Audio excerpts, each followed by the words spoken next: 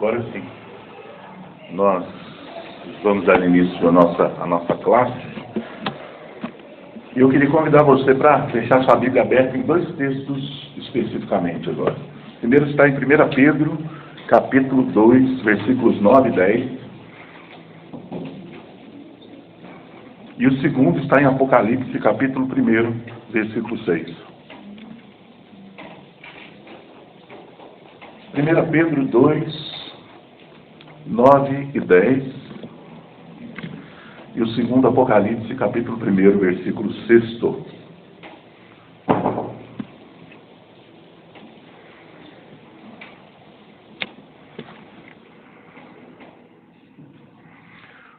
O texto de 1 Pedro diz assim: Vós, porém, sois raça eleita, sacerdócio real, nação santa, povo de propriedade exclusiva de Deus, a fim de proclamardes as virtudes daquele que vos chamou das trevas para a sua maravilhosa luz. Vós sim, que antes não erais povo, mas agora sois povo de Deus, que não tinhais alcançado misericórdia, mas agora alcançastes misericórdia. Apocalipse capítulo 1, versículo 6. Diz assim: E nos constituiu reino, sacerdotes para o seu Deus e Pai, a Ele a glória e o domínio pelos séculos dos séculos. Amém. Meus irmãos, nós estamos há 3 semanas, fazendo uma fórmula de sucesso aí do cinema, as trilogias, falando a respeito da pessoa, da obra do Espírito Santo. Os irmãos vão se recordar que nós falamos a respeito dos Atos do Espírito Santo, no livro de Atos, A gente fala, o livro tem o nome de Atos dos Apóstolos, mas seria muito bem nominado se fosse dito que era Atos do Espírito Santo, porque na realidade quem moveu e quem construiu tudo aquilo foi o próprio Espírito de Deus. Quem dotou a igreja de poder, quem dotou a igreja de condição foi o Espírito Santo de Deus. Então, nós vimos que o nascimento da igreja se dá também com a vinda do Espírito Santo sobre o povo de Deus. E recapitulando é isso. Nós falamos da ação fundamental do Espírito na capacitação dos apóstolos e de todos os cristãos para a vida cristã, e falamos também sobre a realidade da fundação da igreja como obra direta da ação de Deus na dotação do Espírito Santo. E hoje nós, fechando essa trilogia, falaremos sobre o dom fundamental conquistado por Cristo na cruz e levado adiante no ministério do Espírito Santo na vida de todos os crentes. Nós sabemos que somos dotados de dons. Deus tem dado dons e talentos para a igreja. Sabemos também que os dons são diversos, mas o Espírito é o mesmo. Ou seja, uns são chamados para um tipo de atividade, outros para outros, e assim o corpo se completa. Mas esse dom que eu falo especificamente é um dom que é comum a todos os crentes. É algo que o Espírito chama a todos os crentes indistintamente para viver. Eu queria fazer um quebra-gelo aqui para ver se você se arrisca a dizer que dom é esse que o Espírito Santo, e a gente fala sempre de dom de serviço, que o Espírito Santo deu a toda a igreja indistintamente. Alguém gostaria de arriscar para nós aí? Fala mais alto, não, Eleni. Tá certo, tem que tirar a dona Eleni da brincadeira, que ela já está na brincadeira, não estou brincando, Eleni. É exatamente isso. Todo o povo de Deus, todo o corpo de Cristo é chamado para o sacerdócio chamado universal do povo de Deus. Nós vemos que todo o corpo de Cristo é chamado para exercer essa realidade espiritual. E o texto de 1 Pedro nos fala exatamente disso. É quase como se fosse, na hora que nós lemos, é quase um spoiler aqui, eu não precisava nem pensar muito. Fala do sacerdócio universal dos crentes. Vós, porém, sois raça eleita, sacerdócio real, nação santa, povo de propriedade exclusiva de Deus, a fim de proclamar as virtudes daquele que nos chamou das trevas para a sua maravilhosa luz. E ele diz: Vós, sim, que antes nem erais povo, mas agora sois povo de Deus, que não tinhais alcançado misericórdia, agora alcançaste misericórdia.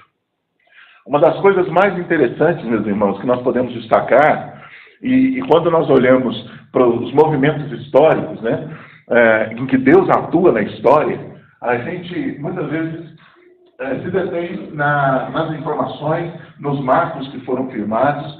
Por exemplo, a Reforma Protestante, quando nós olhamos para ela, nós somos tentados a pensar que era um movimento intelectual, um movimento de academia, onde vários pensadores estavam ali falando, está errado e vamos mudar esse negócio. E muitas vezes nós deixamos de perceber o quanto espiritual, o quão o Espírito Santo age nesses momentos históricos para abençoar a igreja. Por exemplo, citando a própria Reforma, a Reforma foi um movimento que trouxe à luz várias doutrinas que estavam adormecidas e foram distorcidas pelo cristianismo no caminho. Se nós olhamos para a nossa igreja hoje, e eu falo a nossa igreja, a igreja contemporânea, não a nossa igreja local, mas a igreja do século XXI, e vemos que a nossa igreja tem problemas, a igreja contemporânea ela tem muitos problemas e lutas, essa não é uma característica exclusivamente nossa, não é só nossa. Esse é um problema de todas as eras. Desde o início, quando Paulo tem que exortar as igrejas nas cartas, na idade medieval, onde, como diz o ditado popular, a vaca literalmente foi para o brejo mesmo, onde a situação chegou em níveis assim absurdos, ao ponto de Deus ter que levantar homens para, na ação do Espírito Santo, fazerem coisas novas. E diferentemente do que a gente pensa muitas vezes, a Reforma foi um movimento profundamente voltado a uma espiritualidade verdadeira e plena. Aquele não era um movimento de mera intelectualidade, teologia, que ninguém entendia, né? Discursos técnicos, nada. Pelo contrário, constata-se na história que os mais eminentes teólogos, pensadores que Deus levantou de todos os tempos, eles tinham uma vida devocional fervorosa, eles tinham um relacionamento profundo com Deus e eles eram totalmente dependentes da graça de Deus. Ou seja, toda boa teologia, ela resulta em vida prática para a igreja. Toda boa doutrina, ela tem que ser aplicável à vida da igreja, porque senão é mera elucubração, tese de doutorado, que muitas vezes nunca vai ser aplicado em lugar nenhum. Nós podemos citar vários nomes. Jonathan Edwards, nos avivamentos norte-americanos. Né? Nós podemos citar John Owen, João Calvino. Nós podemos citar lá no século IV, Agostinho de Hipona. Nós podemos citar John Bunyan, escritor do Peregrino. E tantos outros aqui que a lista tomaria nossa aula toda, meus irmãos. E do ponto de vista do movimento da Reforma Protestante, ela foi doutrinariamente um movimento de descoberta ou de redescoberta de verdades que haviam se perdido no decorrer dos anos do cristianismo. Uma dessas doutrinas é a doutrina do sacerdócio universal de todos os crentes. Pedro é claro em nos afirmar isso. E talvez, meus irmãos, essa doutrina seja a doutrina mais conhecida de todos os crentes. Nós sabemos que ela existe. Ela está explícita no texto bíblico. Nós sabemos que ela faz parte de forma inegável daquilo que Deus diz que nós somos. Mas, ao mesmo tempo, sem dúvida, ela é extremamente, ou ela foi extremamente deturpada pelos tempos, né? Uma das maiores contribuições que Martinho Lutero, né, a grande dinamite da reforma aí, trouxe à causa protestante no século XVI, foi exatamente essa. O sacerdócio universal de todos os crentes. A Bíblia tem que estar traduzida na linguagem do povo, na linguagem de todo mundo. E, infelizmente, meus irmãos, mesmo hoje, trazendo para 500 anos depois, dentro das inúmeras ramificações protestantes, essa doutrina continua sendo mal entendida. Essa doutrina continua sendo subaproveitada nas nossas vidas. E por isso nós precisamos partir de das muitas compreensões equivocadas, que muitas vezes elas chegam até nós, e com uma roupagem às vezes sedutora, para que nós entendamos que na realidade esse é um fato presente e que permeia os nossos dias e às vezes a gente nem percebe. O presidente Valdemir voltou, eu ia citar ele na ausência, mas eu vou citar na presença. Semana passada, no final da aula, ele citou um livro que se chama Doutrina do Espírito Santo, um livro que o Concílio, o Supremo Concílio na época, né, hoje a Assembleia Geral da IPI, juntou os teólogos e formulou uma doutrina. É um livro muito bom, mas o término dele ele é complicado. Né? É um livro que a gente lê, infelizmente não recomenda. O Valdemir teve a oportunidade de ler também, a gente conversou a respeito.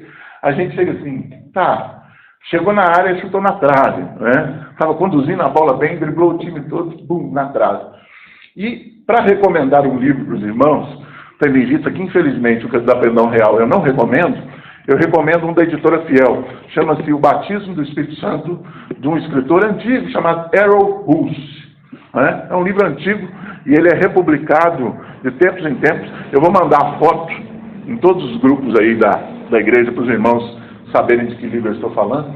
Esse é um livro que vale a pena você ter, ou você pelo menos pegar emprestado para alguém, para que você entenda a respeito da ação da vida, da obra do Espírito Santo como terceira pessoa da Trindade na vida da igreja.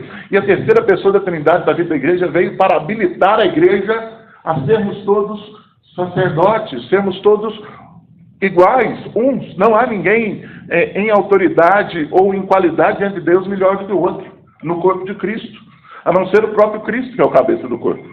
E nós vemos algumas doutrinas que certamente, quando eu disser, você vai identificar por aí. Por exemplo, essa doutrina pós-moderna, essa eclesiologia pós-moderna diz que se nós admitirmos o sacerdócio universal, nós não precisamos então mais de nenhum tipo de líder, nós não precisamos mais de presbíteros, nós não precisamos mais de pastores, tendo em vista de que todos nós somos sacerdotes. Vocês conhecem algum agrupamento que pensa assim? Eu conheço. Posso citar uns 5. Gente que diz que é evangélico, mas que diz que o ofício pastoral, por exemplo, é um erro da igreja. Que diz que a liderança ordenada é um erro da igreja. E essa é uma das piores, uma das mais terríveis conclusões ao que alguém pode chegar a respeito dessa doutrina. Nós podemos citar o próprio caso de Pedro, quando Jesus vira para ele: Pedro, quando você se converter, quando o Espírito Santo vier e mudar a sua vida, por enquanto nós estamos caminhando junto aí, mas você não entendeu o processo todo. Quando você se converter, apacenta as minhas ovelhas.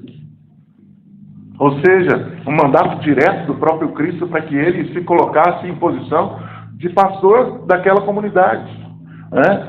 Paulo, dizendo aos pastores, a Timóteo e tantos outros, nós vemos Pedro falando: eu presbítero como eles, ou seja, o ofício estava ali, a ordem de Deus estava ali, e dizer que ela não existe no Novo Testamento é um erro muito grande.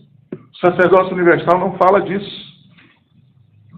A doutrina do sacerdócio universal também não fala que, meus irmãos, que na realidade eu posso ser sacerdote do Senhor dentro da minha casa. Não, eu sou sacerdote. Eu tenho a minha família, eu não preciso mais congregar. É óbvio que nós temos o ofício dentro dos nossos lares, claro, dentro da nossa família, que é a nossa responsabilidade. Só que não é só isso. Isso não basta. Não significa que eu possa simplesmente deixar de congregar.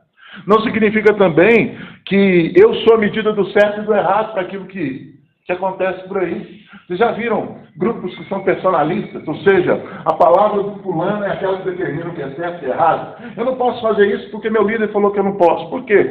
Porque ele falou. Você já viu isso na Bíblia? Não, mas ele falou que não pode, então não pode. Percebe?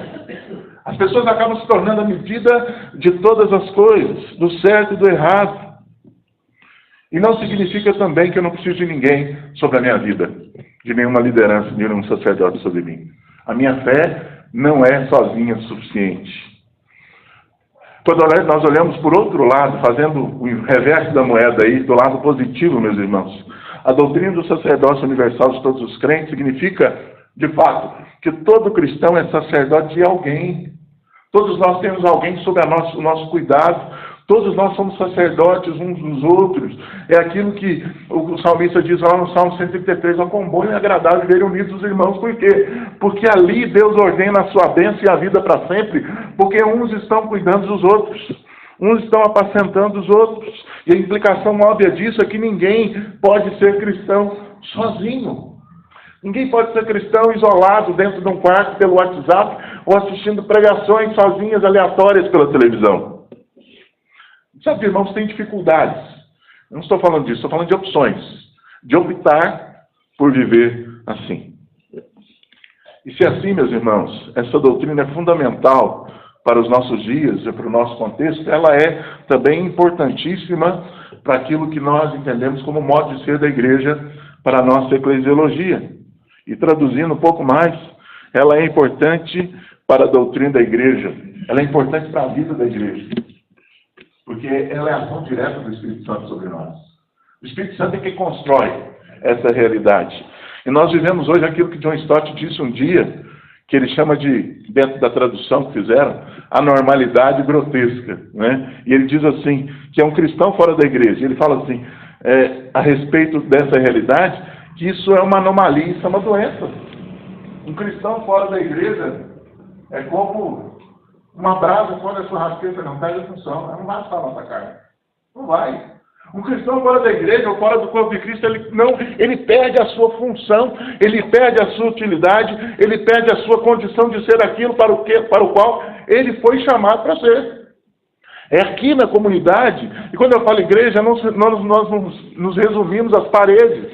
Igreja é a comunhão, é estarmos juntos, é desejar estarmos juntos, é agirmos juntos, quer seja aqui, quer seja na praça, quer seja onde estivermos. Isso é ser igreja. E no Brasil hoje fala cerca de 20% dos evangélicos não congregam mais. Esse é um índice um pouco antigo, não é tão recente, e eu temo que ele tenha piorado, mas esse índice diz que 20%, ou seja, 1 a cada 5 cristãos ditos evangélicos não estão mais frequentando a igreja por opção. Por opção. Por quê? Porque eles olharam para esse texto ou para outros e diziam, eu me basto. A minha fé me basta.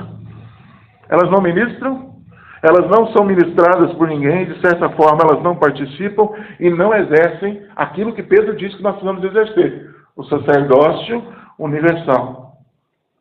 E na realidade, meus irmãos, o sacerdócio de que Pedro fala é um chamado universal do serviço ao Senhor. Serviço. A palavra liturgia, não sei se você já teve contato com a etimologia da palavra, na realidade é serviço. Quando Jesus amarra a toalha na cintura e lava os pés dos seus discípulos ali, a palavra do grego é liturgos. Liturgia, Jesus estava servindo e mostrando que, na realidade, a vida cristã se resume a serviço ao próximo, mas primeiramente a Deus. Não somente o clero, como na época de Martinho Lutero, mas todos devem e podem servir uns aos outros para a glória de Deus. Você já pensou nisso?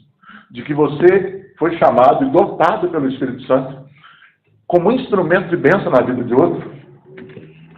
Efetivamente, não esporadicamente, mas efetivamente. E dessa forma, quando o Espírito vem, rompeu-se aquela prática, e Lutero lutou muito. Eu estou citando o paradigma, o modelo da reforma aqui, justamente porque foi dentro da nossa realidade o divisor de águas. Não mais a Bíblia era escrita na língua que o clero entendia.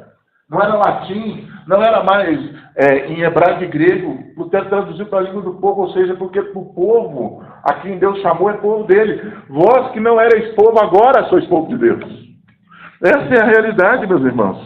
Rompeu-se a prática do serviço ministrado apenas pelo sacerdote, que infelizmente, dentro do que nós conhecemos, a igreja romana mantém da mesma forma. E apesar dessa doutrina ter sido profundamente difundida, a sua plena compreensão pelos nossos antepassados foi resgatada. Infelizmente, o problema, ele retorna. O problema do clericalismo perdura nos nossos dias. Muitos são aqueles que acreditam, infelizmente, que o pastorado seja o ministério da igreja. Ô pastor, se o pastor não orar por mim, ai meu Deus, não adianta o presbítero Ademir orar não, viu, presbítero? Desculpa te frustrar aí, mas se o pastor não orar por mim, ninguém orou. Ninguém orou. Uma vez eu fui fazer um ofício fúnebre, eu não era pastor ainda, era presbítero. O pastor estava viajando. E eu precisei ir. E a Constituição me dá essa prerrogativa, enquanto presbítero. Fui lá fazer, já era estudante de teologia e tal. A família não gostou, não. Ah, não. Presbítero? Ah, não. Imagina, seu pastor. Só que a Bíblia diz que na realidade, e principalmente dentro dessa realidade de presbítero, pastor é a mesma coisa, né? A gente tem as funções diferentes, as qualificações. O presbítero propriamente presbítero, é o presbítero regente, ou seja, ele é levantado pela igreja em assembleia para cuidar, junto com o pastor das administrações da igreja e outras coisas. E o presbítero docente, ou propriamente o pastor, é aquele que estudou e se dedicou exclusivamente para cuidar dessa realidade. Mas Pedro fala lá para os seus colegas lá, eu presbítero como eles. E aí? A gente muitas vezes deixa de entender, meus irmãos, porque esse é um problema que perdura nos nossos dias. E agora, citando John Stott no seu livro O Ministério da Igreja, ele diz assim: prestamos grande desserviço à igreja sempre que nos referimos ao pastorado como o ministério.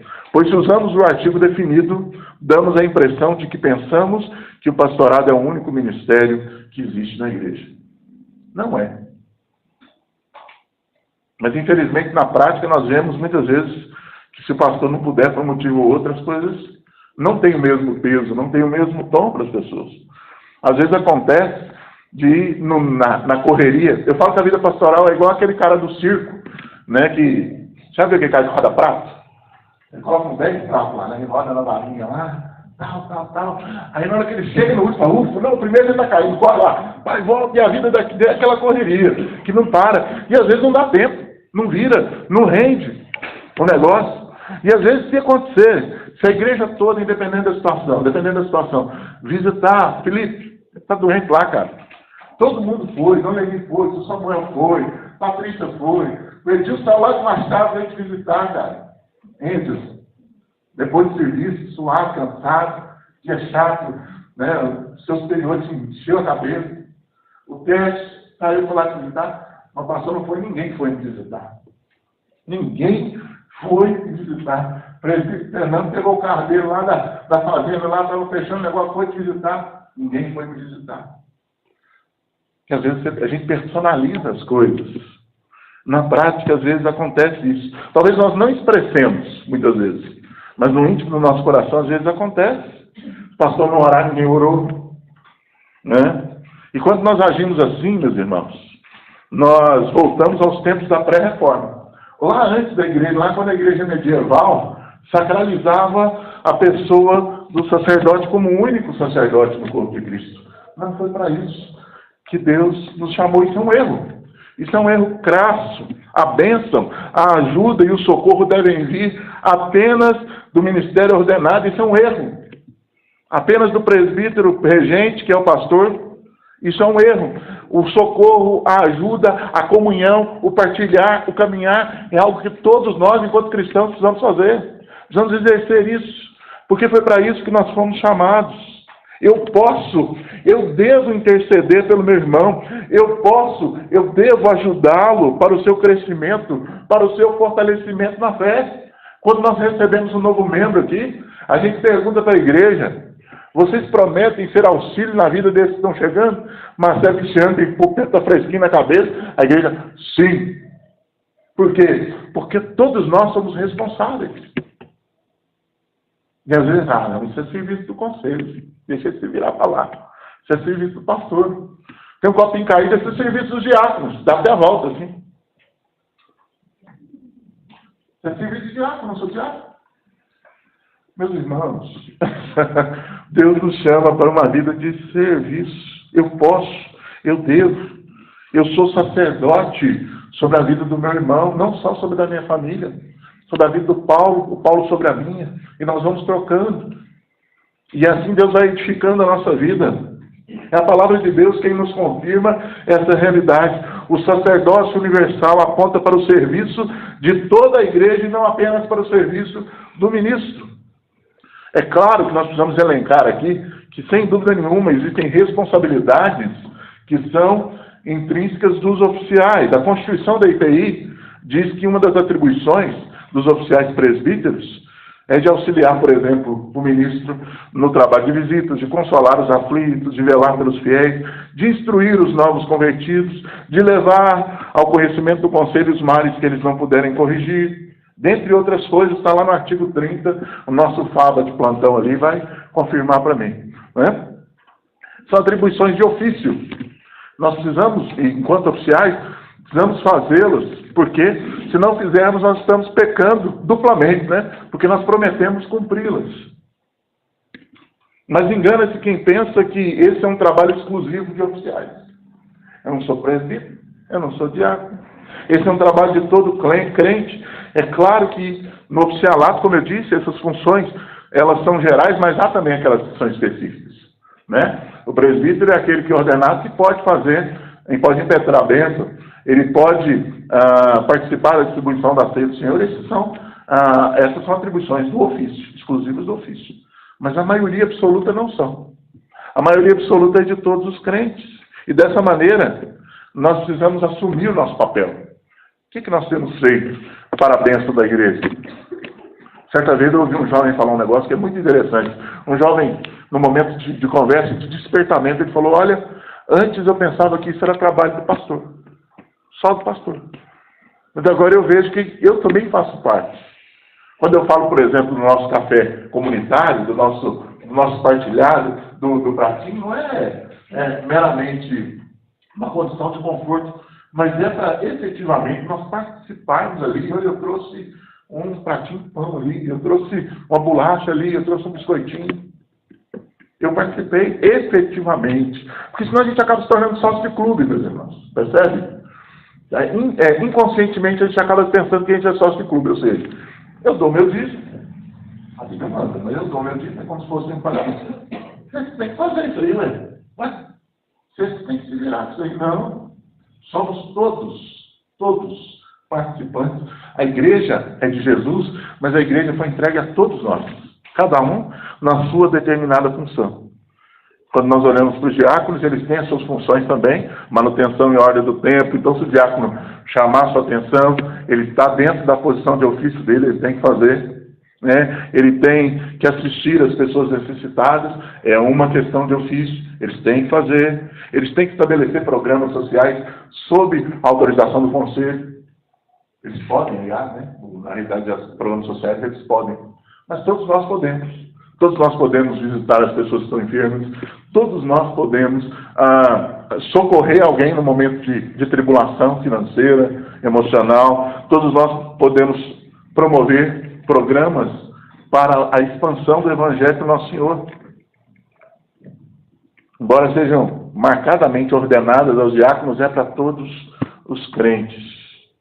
E, meus irmãos, não somente os diáconos, mas todos nós, não somente os diáconos, não somente os presbíteros, mas todos nós pecamos quando negligenciamos essas atribuições sobre a nossa vida. A Bíblia é clara em afirmar. Eu queria que alguém abrisse para mim lá em Tiago, capítulo 4, no versículo 17, e lê-se em alta voz para a gente. Tiago, capítulo 4, versículo 17. Portanto, aquele que deve fazer o bem e não faz, nisso está pecando. Olha só, portanto, aquele que sabe fazer, que deve fazer o bem e não faz, nisso está pecando. O texto não fala negócio de oficial e não, né, dona Helene? Acho que não, né? Na minha versão também não fala, não. Portanto, todo aquele que sabe que deve fazer o bem e não faz, nisso está pecando. Todas as funções obrigatórias dos oficiais que eu citei não só são possíveis a todos os membros, mas se encaixam perfeitamente no que diz o texto, no que Pedro disse, no texto que nós vemos no nosso texto base. Vós sois sacerdócio. Vocês são sacerdotes, sacerdócio real, nação santa, povo de propriedade exclusiva de Deus. E graças a Deus por essa realidade, meus irmãos. Louvado seja Deus que essa é uma realidade. Parece que, à primeira vista, é um acúmulo de responsabilidades de peso sobre nós. Ai, meu Deus, eu pensava que eu estava, como diria um amigo meu, incluído fora dessa, mas não estou, não. Não é peso, é graça de Deus. E essa é uma realidade que, graças a Deus, é presente a nós, a todos nós. Mas uma pergunta pode nascer no nosso coração diante disso. Será que sempre foi assim? Será que desde que Deus chamou lá Adão, fez Adão, chamou Abraão, chamou Noé, e por aí as coisas eram desse jeito? Vocês já pararam para pensar nisso? Eu posso responder de pronto que não. As coisas nem sempre foram assim. Houve um tempo em que as coisas eram diferentes. no Antigo Testamento, nós temos como exclusividade do serviço do templo caído sobre a tribo de Levi. Os levitas, né, que o pessoal gosta de falar hoje que é músico, né? Levita não é músico não, gente. Eles faziam música, eles trabalhavam com música também. Mas levita varria a porta, mexia com os tranqueiros de sacrifício, lá, aquela coiseira toda, né? Então, quando o cara é levita, eu já dou logo uma vassoura para ele. Vamos varrer lá fora, então, de fim para nós, né? Já que você está levitando demais, né? Eu não levito porque eu sou gordo. Gordo não levita. Mal caminha, né? Imagina levitar. Então, nós não tem levita hoje, né? Levita é uma tribo lá das 12 do passado, não está aí mais. Mas essa era uma característica exclusiva dos da tribo de Levi. Era uma prerrogativa e um privilégio especial que Deus deu a Arão e deu aos seus filhos ali de forma mais específica ainda. Nós podemos ver isso lá em Êxodo 29, 44, Êxodo capítulo 30, versículo 30. Deus chamou esse povo e desse povo separou ainda Arão e seus filhos para um serviço especial. E nós vemos que interessante que Saul, que era rei, né, eu que mando nesse trem aqui, quando usurpou o ofício de levita, ele foi pesado nas mãos de Deus. Quando Saul usurpou para si a intromissão no sacerdócio, Deus tomou o reinado dele. Está lá em 1 Samuel 13. Então quer dizer que era um negócio específico daquele povo, daquela tribo. No Antigo Testamento também, somente os sacerdotes podiam oferecer sacrifício. O povo precisava do sacerdócio. Era algo que era estabelecido porque, fundamentalmente, estabelecido de ofício necessário. As pessoas não tinham o direito de elas mesmas prestarem esse serviço. Era algo separado e de total responsabilidade de uma certa classe, de uma certa casta de pessoas, que no caso são os descendentes aí de Levi. Vindo para o Novo Testamento, isso muda, meus irmãos. Os dois textos que nós lemos no início servem de base para a nossa mudança de paradigma aqui. Eu vou ler de novo, 1 Pedro 2, 9 e 10. Vós, porém, sois raça eleita, sacerdócio real, nação santa, povo de propriedade exclusiva de Deus, a fim de proclamardes as virtudes daquele que vos chamou das trevas para a sua maravilhosa luz. Sim, vós que antes nem erais povo, mas agora sois povo de Deus, que não tinhais alcançado misericórdia, mas agora alcançastes misericórdia. Dona Helene. Lê para nós, por favor, Dona Helene. Também vós mesmos, como pedras que vivem, sois edificados espiritual, para ser sacerdócio santo, a fim de oferecer sacrifícios espirituais agradáveis a Deus por intermédio de Deus. Bateu o martelo. Se tinha alguma dúvida, alguma coisa, o versículo 5 mata a questão ali. Vós sois como pedras que vivem, edificados como sacerdócios, estabelecidos como casa espiritual de Deus. Meus irmãos, é um privilégio enorme, mas uma responsabilidade imensa que espera sobre nós também. O próprio Deus, na pessoa do Espírito Santo, diz o texto, habita em nós. Não habita em templos feitos por mãos humanas. Por mais arquitetonicamente planejados, eles são só um local que nós nos reunimos e nós, de fato, é que somos esse sacerdócio, esse povo de Deus. Isso é um grande privilégio, uma grande responsabilidade, e a chave muda totalmente. Se antes a tribo de Levi exclusivamente exercia esse serviço, agora, com a dotação do Espírito Santo, todos aqueles que creem participam dos privilégios e das responsabilidades do sacerdócio. Apocalipse capítulo 1, versículo 6 também, vai igualzinho que a dona Helene falou para nós. E nos constituiu reino, sacerdotes para o seu Deus e Pai, a ele a glória e domínio pelos séculos dos séculos. Nos constituiu. Na verdade, meus irmãos, no Novo Testamento nós somos sacerdotes, profetas e reis.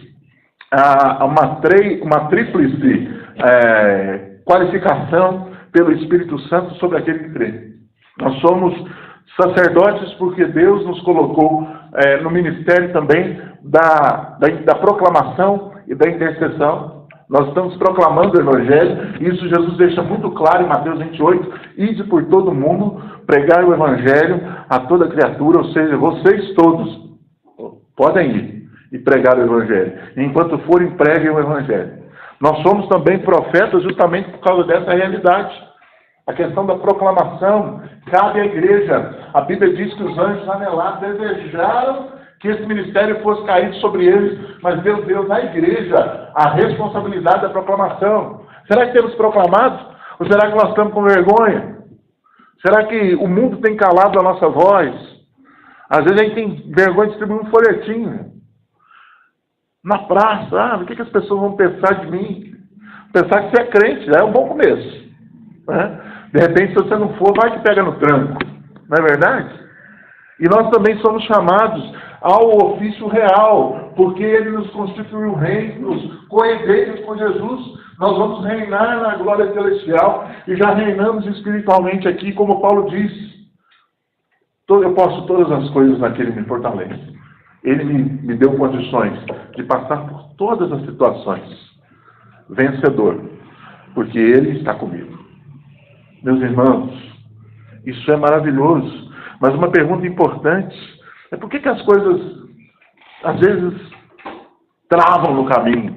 Por que as coisas, às vezes, dão errado? Por exemplo, se nós pegarmos como paradigma da igreja da qual nós saímos na reforma, por que a igreja romana se desviou tanto da concepção bíblica a respeito do sacerdócio universal?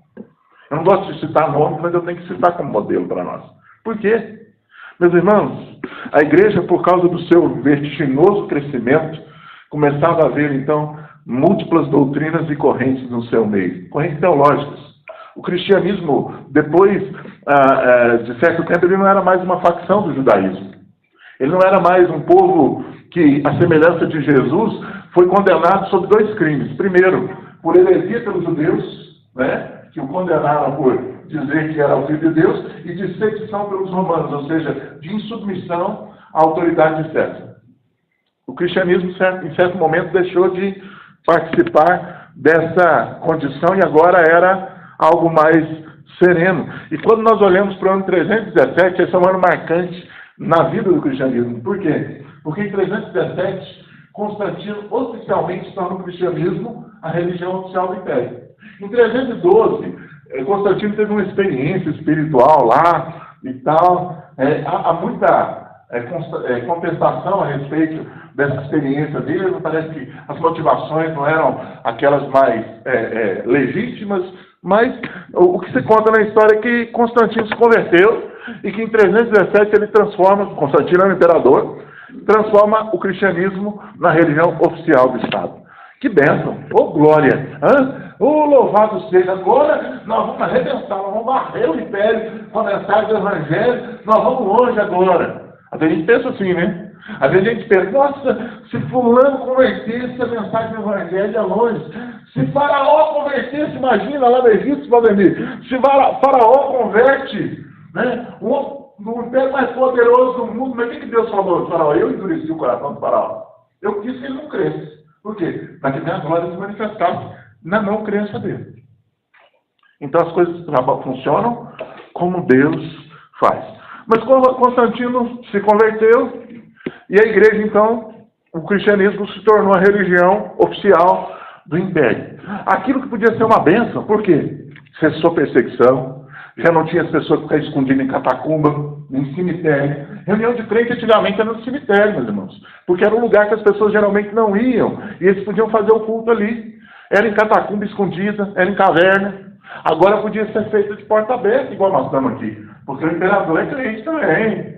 Ô glória! O nosso imperador agora é cristão. E aquilo que podia ser uma bênção, em primeiro momento, foi a maior desgraça da vida da igreja de todos os tempos. Por quê? Porque com a conversão de Constantino, entrou para a igreja uma série de bobagem, um monte de gente que nunca se converteu na vida.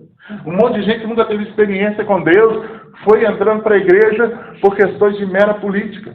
Porque o rei eu tenho que ser também.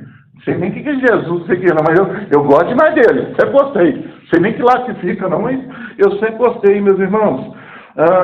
A realidade é que a igreja ela foi se tornando muito mais um um local de estabelecimento político do que um local de estabelecimento de culto a Deus. E aí as coisas, como diz, foram ladeira abaixo.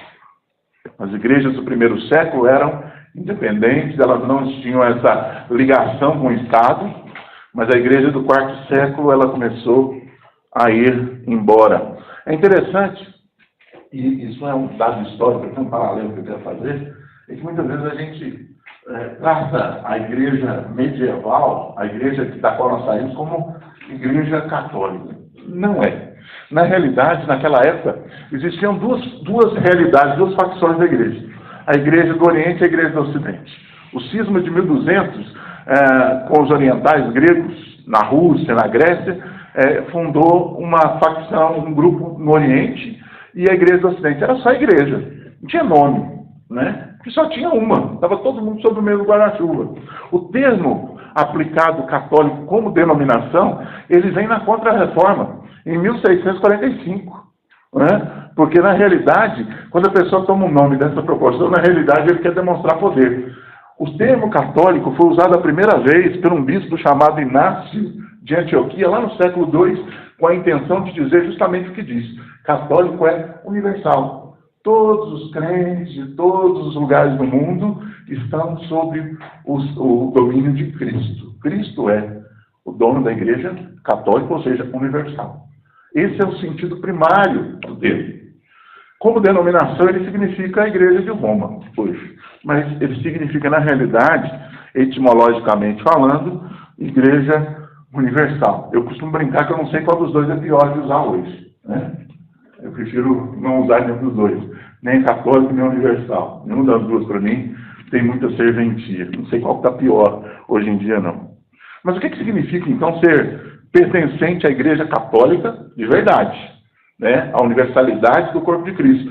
Ser católico ou ser universal significa pertencer à igreja de Cristo que está espalhada por toda a terra. Essa era a igreja fundamentada na doutrina dos apóstolos, meus irmãos. Ser católico implicava também pertencer a uma instituição que estava em diversos lugares sob o mesmo pensamento, comungando das mesmas ideias, com as mesmas doutrinas, com os mesmos livros, com o mesmo governo e etc. Quer aqui, quer seja lá em Kuala Lumpur, nós estávamos falando a mesma língua, a mesma coisa, não o mesmo idioma, né? Mas a mesma ideia. Ou seja, era uma comunidade universal que se encontrava espalhada por todo o mundo, unido por um ponto comum, que era Cristo. O princípio era muito bonito. O princípio é o ideal que a Bíblia traz para nós. E o catolicismo antigo é muito mais do que uma organização, era uma visão espiritual, era uma convicção de que todos os cristãos deveriam ser um só corpo. Entretanto, depois, como eu disse, ela foi se tornando uma realidade denominacional, né? As igrejas que não se encaixavam nesses critérios, na época, elas eram chamadas de heréticas ou não católicas. A história vai correndo, a história vai andando. E devido aos ataques dos hereges à igreja, meus irmãos, é que a doutrina e o cânon foi firmada. A Bíblia que nós temos hoje, ela só existe da forma que existe porque a heresia estava entrando na igreja e precisaram canonizar, ou seja, a palavra cânon, ela quer dizer régua. Ela precisa dizer de onde vai, de onde começa até onde termina. Em que nós cremos. Então as coisas foram se estabelecendo. Eu sempre gosto de dizer o seguinte: em todos esses processos Deus estava conduzindo a história. Todos. Nos processos de erro, nos processos de heresia, porque em todos eles Deus fez alguma coisa acontecer para que a igreja de verdade prosseguisse. Não fossem os erros, as heresias que entravam na igreja lá no século XI, nós não teríamos uma coleção completa de livros e patenteada para a igreja, de Gênesis a Apocalipse, encadernadinha, conforme nós conhecemos. Foi por causa das heresias, dos problemas que Deus fez com que isso acontecesse. E aí que nós pegamos o texto de Paulo. Todas as coisas cooperam para o bem daqueles que amam a Deus. Ou seja, até os problemas do passado foram instrumentos para que Deus trouxesse à luz a sua vontade. Isso é acalentador para o nosso coração. Às vezes está passando por um problema, grave até. Às vezes está passando por uma situação que você fala: nossa, mas por que eu estou passando por isso? Por que está acontecendo na minha vida? Descansa, Deus. Descansa, sabe por quê? Porque todas as coisas cooperam para o bem daqueles que amam a Deus. Deus vai usar, certamente, essa situação, se você de fato o ama, né? E aí você tem a condicionante do termo, se você de fato ama a Deus, essas coisas vão cooperar para o seu bem. E aí, lá na frente, como Jó percebeu, no final da sua vida, agora eu te vi, Senhor. Agora eu entendi o que o Senhor está fazendo. Tudo coopera. Deus constrói a história. Deus não é surpreendido na história, meus irmãos. Quando a gente olha os erros da igreja do passado, e fala, Deus deve ter ficado decepcionado. De forma nenhuma. Estava dentro do decreto do plano de Deus. Deus sabia que aquilo ia acontecer, e não só sabia por presciência, mas Ele mesmo decretou que as coisas fossem assim, para a glória dele mesmo. João capítulo 9, o cego de nascença. Por que esse nasceu cego, Senhor? Porque o pai dele pecou, os pais pecaram, ou porque ele pecou? Nenhum nem outro. Para que seja um manifesto dele a glória de Deus. Para que Deus seja glorificado na vida dele. Percebe? Todas as coisas cooperam para o bem daqueles que amam a Deus. E, meus irmãos, com Constantino, as coisas vão de mal a pior. Como eu disse, a igreja deixou de ser um grupo de um povo que adora a Deus, para se tornar uma réplica de um partido político, cheio de pompa, cheio de circunstância, cheio de luxo e vazia de Deus.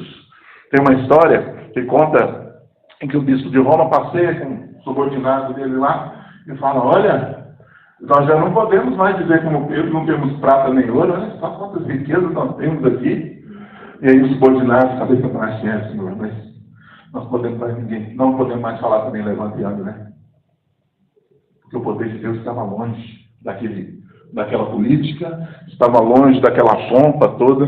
E Justo Gonzalez, um historiador muito interessante, eu recomendo aos irmãos, tem uma linguagem muito tranquila, bem gostoso de ler. Se você quiser ler, eu tenho lá. Ele é colombiano, é doutor em História, e é muito bom. Como diria o Silvio Santos, eu li e é muito bom. E ele diz assim, até a época de Constantino, o culto cristão tinha sido relativamente simples, tranquilo, sem muita pirotecnia.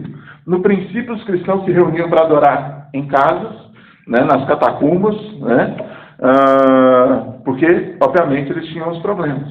Com a entrada de Constantino como imperador e agora chefe da igreja, porque ele era o rei, a guinada é de 180 graus. Estávamos indo para cá, voltamos para ir para lá. As coisas começaram a ser inseridas no culto. Por exemplo, o incenso, que no Antigo Testamento, dentro da instituição, tinha sua função, mas que posteriormente havia sido abolido, né, era agora usado para o culto ao imperador. Nós vamos colocar no culto também, né? Vamos colocar também, é bonito. Vocês já ouviram essa expressão? Ah, não, pastor, é tão bonito, vamos fazer. É bonito, né? Vou fazer uma dança, eu vou fazer umas roupas bastantes para mim. Imagina que tragédia. Chama o Globo Repórter. Né? Ou depois chama a ambulância do hospício também. Né? Ah, é bonito, vamos fazer. Não importa se é bonito, meus irmãos. Importa se Deus estabeleceu para o culto dele. Pode ser bonito, neon azul, LED, fumacinha. Né? O raio que parta. Mas se Deus não estabeleceu, não coloque. Porque Deus estabelece a forma que Ele quer ser adorado. Não é nós que inventamos moda, não. Ah, vamos colocar um negócio tão bonito. Volta para sua casa. Né? Vai ficar bonito lá também.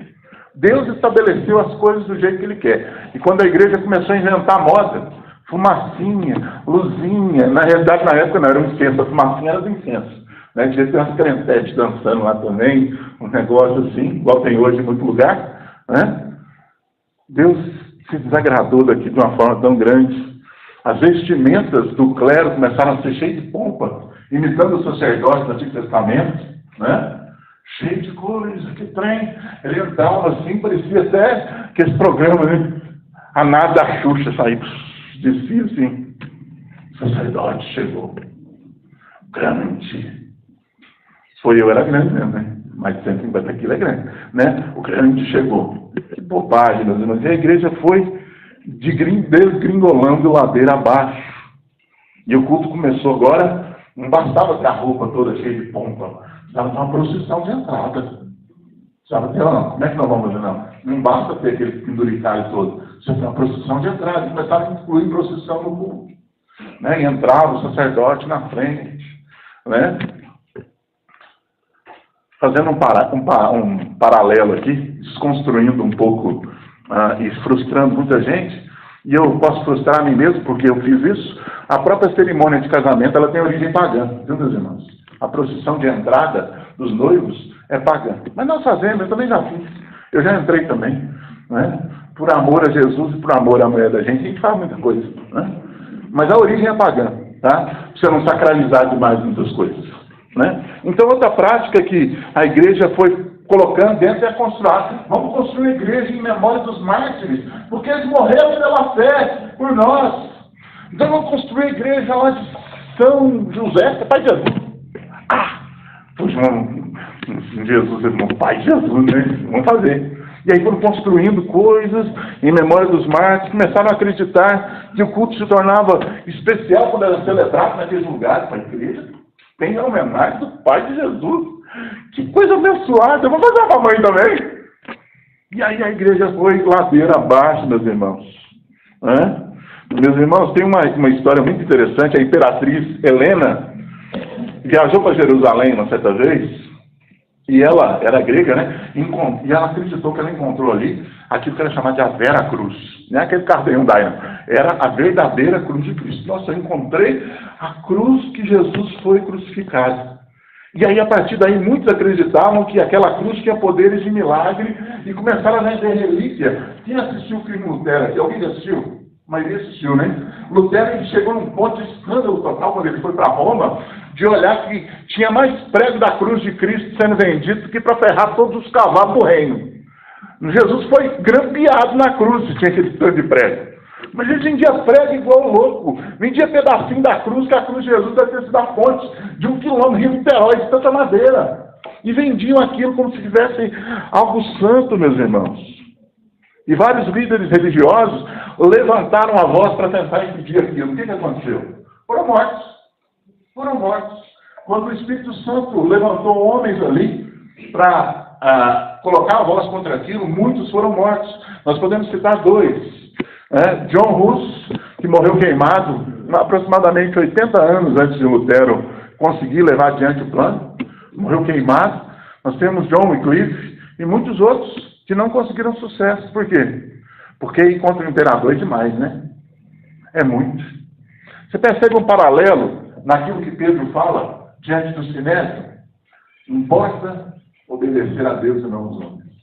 A intrepidez do Espírito Santo, que ele já tinha se convertido naquela ocasião, né? Quando te converteste, apacenta os filhos das ovelhas. O Espírito Santo já tinha sido dado, Pedro já tinha se convertido ao Senhor e disse diante das autoridades que importa obedecer a Deus e não aos homens. Naquela época, quem fizesse isso era morto. Por quê? Primeiro, porque era um propósito de Deus que a história fosse construída assim. E segundo, porque a igreja estava totalmente destituída do poder de Deus. Nós não podemos perder o Espírito, mas nós podemos entristecer o Espírito e nós podemos apagar a ação do Espírito Santo em nós. Quantos que caminhavam bem, que caminhavam uma jornada de construção de vida com Deus, como temas a quem Paulo cita, hoje, amando o presente século, nos abandonaram, meus irmãos. Gente que a gente apostava a ficha, falava, não, isso aí vai ser um crente de primeira. Esse vai ser um crente ponta firme, vai longe. E que hoje está num estado deplorável. Por quê? Porque entristeceu o Espírito Santo, não atinou para a grandiosidade do poder de Deus que habita no coração de todo aquele que crê e deixou a sedução desse mundo se falar mais alto no coração. Isso acontecia muito na igreja medieval. Você vai ver ali atrás da caixinha da diaconia da campanha do agasalho, que está ali, tem uma lista fixada, alguns irmãos já leram, dos desvios da igreja do ano 375, aliás, 310 até a idade contemporânea, de como a igreja, como instituição meramente política, foi se afastando de Deus. Eu não quero dizer que a política é ruim, mas quando a politicagem entra, política é uma arte de vida, né? Nós fazemos política o tempo todo. A própria diplomacia da convivência é uma arte política. Mas a politicagem, quando entra na vida da igreja, e eu não estou falando de política partidária, não. Política eclesiástica. É uma desgraça. que muitas vezes não tem volta. No ano 375 foi estabelecida a veneração aos anjos e aos santos falecidos. Começaram a orar pelos mortos. Não falaram nada a respeito disso, porque a liderança era a voz que ninguém discutia. Colocaram isso lá. Lá no ano 431, eu estou citando esporadicamente algumas aqui, porque a lista é imensa, meus irmãos. Senão nós não vamos conseguir romper isso aqui. No ano 431, instituiu-se a adoração a Maria, a mãe de Jesus, com a invenção do termo Maria, mãe de Deus. 431. Lá no ano 500, adotaram-se então as vestes especiais sobre a vida da igreja. A extrema-unção entrou em 526, o purgatório entrou em 593, e nenhuma base bíblica colocada nisso aí, né? Nós temos os anos 610, o termo papado foi criado de forma oficial, né? O título da origem é de origem pagã, Maximus Pontifex, e foi dado ao bispo de Roma, pelo imperador chamado Forcas, né? O primeiro não aceitou, que era o bispo siríaco, e foi excomungado, mas o seu sucessor Maurício Gregório primeiro aceitou e foi o primeiro oficialmente considerado Papa na história da igreja. E a igreja vai descendo ladeira abaixo. Nós vamos observar, por exemplo, para a gente fazer um rápido paralelo, que Jesus nunca ordenou a Pedro como líder dos apóstolos, não é verdade? Olha, você vai ser o cabeça desse negócio. Depois que eu for embora, você que vai tomar conta desse negócio aqui. Jesus ordenou que ele apacentasse as ovelhas, né? E não fosse líder sobre os outros. Água benta em 825, jejum e abstinência de carne na sexta-feira da Paixão em 998. E é interessante, quanta política entrou nisso aí. Sabe por quê que na sexta-feira da Paixão foi colocado o jejum de carne, meus irmãos? Porque a maioria daqueles que estavam ligados ao clero eram peixeiros. Fernando, se fosse você lá, nós ia comer demais, hein? Se você fosse, graças a Deus, você é um crente. Mas se você fosse do esquema, ou alguém que fosse mexer com boi, ia ser o contrário. Percebe? Oficializava a carne bovina. Isso aí que é bom de comer. Ainda mais que eu não gosto disso. Imagina.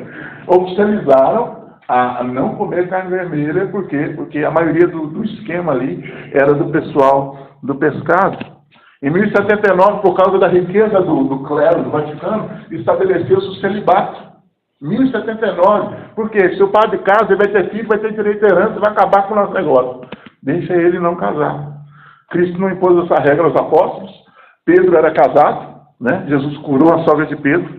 E nós podemos ver que uma das atribuições para o ofício é ser, né, marido de uma só mulher e educar bem os filhos, conforme Paulo escreve a Timóteo, 1 Timóteo capítulo 3, versículos 2, 5 e 12.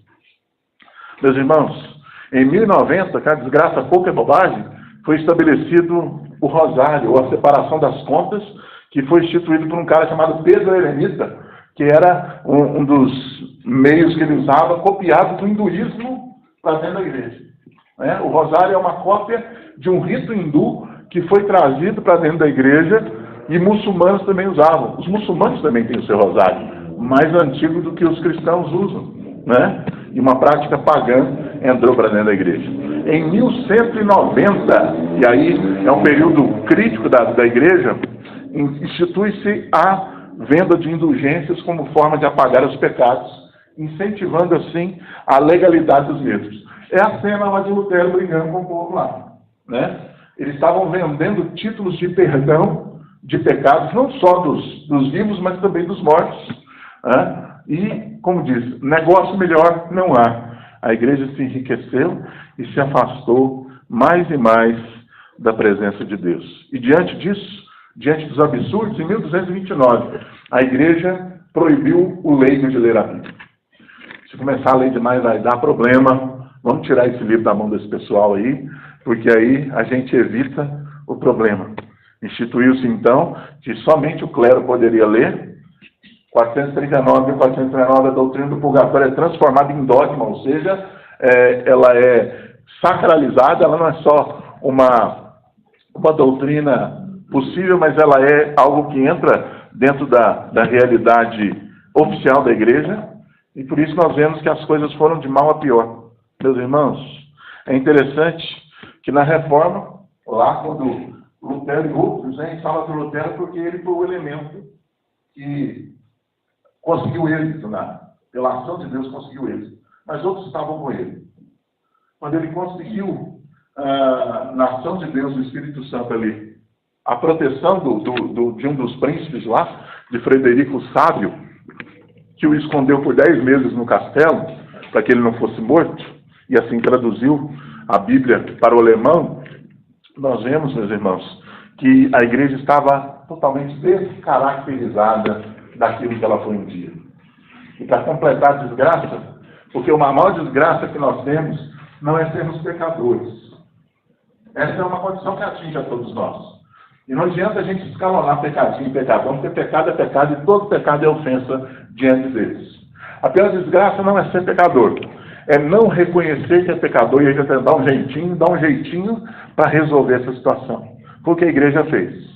Ao invés de, como Davi, diante da do questionamento do profeta, olhar para dentro de si e falar, eu pequei gravemente, se arrepender e voltar atrás, a igreja fez uma emenda que ficou pior do que o soneto. Em 1546, meus irmãos, aliás, 45, o Concílio de Trento, convocado pela igreja romana, agora denominada romana, porque os cismáticos, os protestantes, né, que protestaram contra aquilo haviam saído, convocaram um concílio para fazer a contra-reforma, né, a história está dizendo a respeito disso, e eles declararam naquele concílio que a tradição tem o mesmo valor da Bíblia.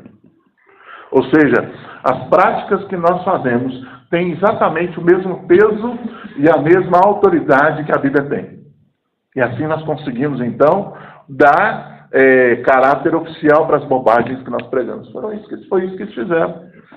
Em tradição, a gente pode entender, por exemplo, os ensinos que foram estabelecidos hereticamente pela igreja medieval. E aí a gente faz uma ponte direta com os fariseus, lá do século I, que foram severamente censurados por Jesus, por guardarem a tradição acima dos mandamentos de Deus. Jesus fala disso lá em Marcos 7, versículos 7 a 13, Colossenses 2,8, nós vemos menção de Paulo, em Apocalipse 22, 18. E não se arrependeram, conforme a igreja medieval. E no ano seguinte, o concílio se estendeu, em 1546, os livros apócrifos, ou seja, os livros que não eram considerados canônicos, foram inseridos na Bíblia, justamente para que, se alguém questionasse a tradição, você tivesse algum texto que embasasse as suas crenças.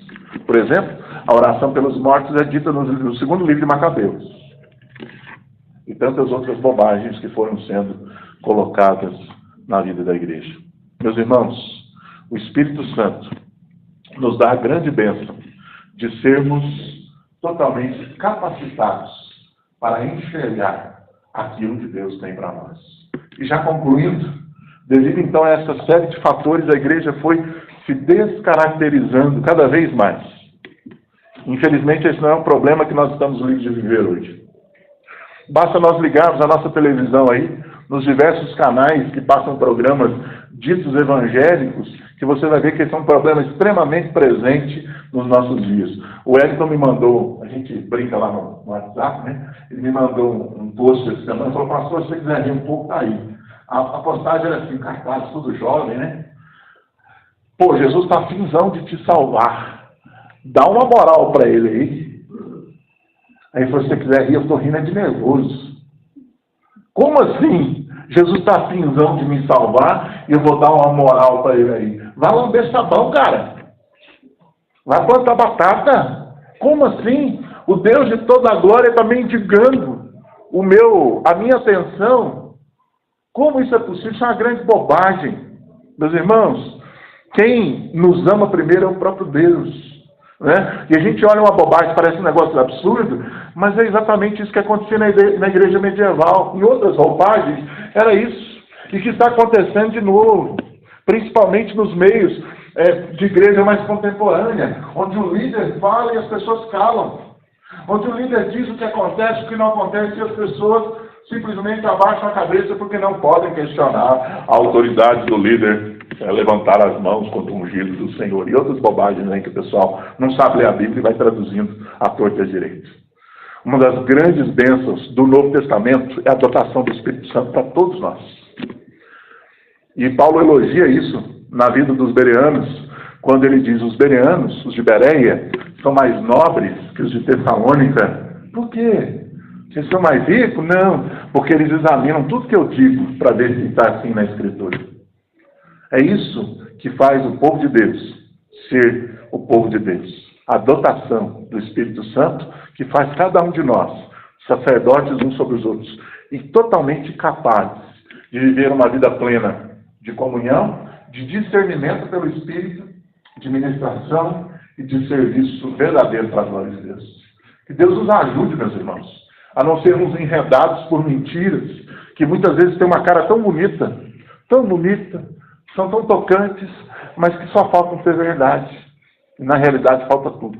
Que Deus ajude, que o Espírito Santo continue a falar profundamente no nosso coração, para que ele seja cada vez mais glorificado nas nossas atitudes, nos nossos passos, e nós possamos exercer de fato, de verdade, o sacerdócio para o qual nós somos chamados para a glória de Deus. Amém? Meus irmãos, as crianças hoje não vão subir. Eu gostaria de abrir para os irmãos, caso alguém tenha